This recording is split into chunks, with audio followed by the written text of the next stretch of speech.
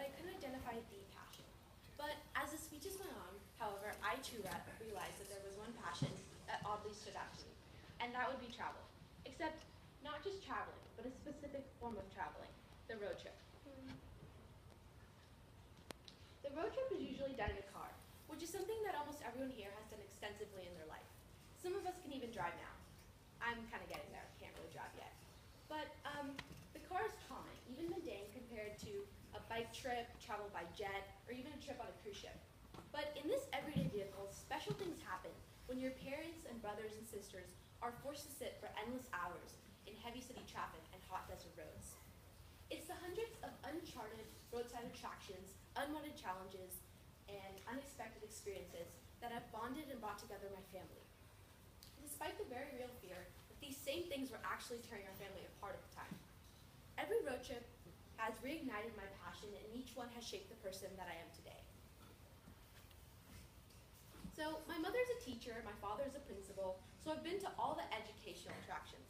National parks like Carlsbad Caverns, Yosemite, the Grand Canyon, all of the museums found in guidebooks. But it's the places that I've never heard of, that I've never heard anyone speak of them, that have to be the most memorable for me. They're also the most profound.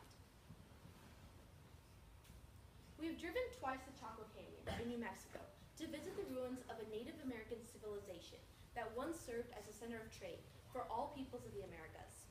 Like most of our road trips, we go in July, when it's around usually 110 degrees. My dad says it's the best time to go because along with the Europeans, we're the only ones dumb enough to drive out to this place 13 miles at 10 miles per hour on an empty dirt road, and then hike several miles to the sites. But being alone in the silence with my family, I feel a peace that I rarely feel in my busy life. Another stop we made was Home Depot to buy spray paint cans to go graffiti the cars at the Cadillac. It was really muddy, but we found a plank and were able to leave our mark, legally. I found out that day that I really enjoyed spray painting cars. Another surprise stop for us was the opposite of fun, but it certainly taught me about the fragility of life while still reinforcing my passion for these trips. My father drove us to Mountain Meadows in Utah on the old Spanish Trail, the site of the Mountain Meadows Massacre, where in September 1857, Southern Utah Mormons slaughtered 120 men, women, and children of a wagon train because they thought they were enemies. The meadows look exactly the same as they did 150 years ago, except for the memorial, which contains graphic stories about how the children 7 years and older were killed, while those under 7 were spared. While learning a lot about hidden American history at Chaco Canyon, Mountain Meadows, and the Cadillac Ranch, another challenge is that we never know where we're going. Like, I never know where my dad's going, and he often keeps that information from my brother and I, so we're really nervous.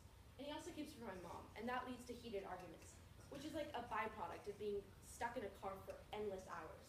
The same as being stuck in the back of the Southwest airplane next to the bathrooms, unable to recline your seat. Really uncomfortable.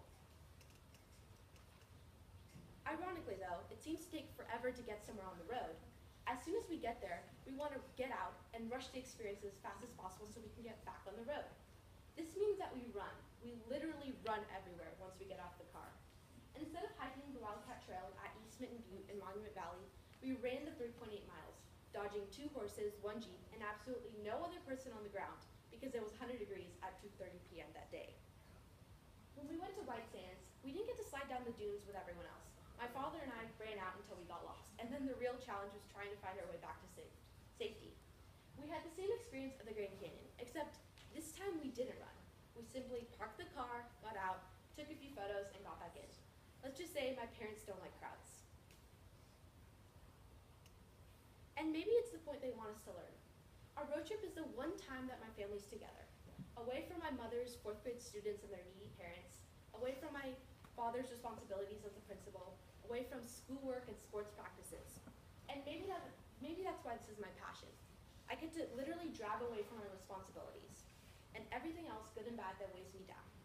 But you do it with family, with close friends, and you emerge a new person, a bit wiser, hopefully a bit more appreciative of the families and friends that you have in your life. We're going on another road trip next month. I don't know exactly where just yet. We haven't made any reservations. But my passion for these trips has never been stronger because this might be the last one that I get to have with my parents and little brother. Next summer, I will be preparing for my senior year. My little brother will be establishing his own independence as I did at that age, and my parents are getting noticeably older. My father can't run as fast as he used to. I imagine my new college road trips with old and new friends to places maybe not in the Southwest, maybe really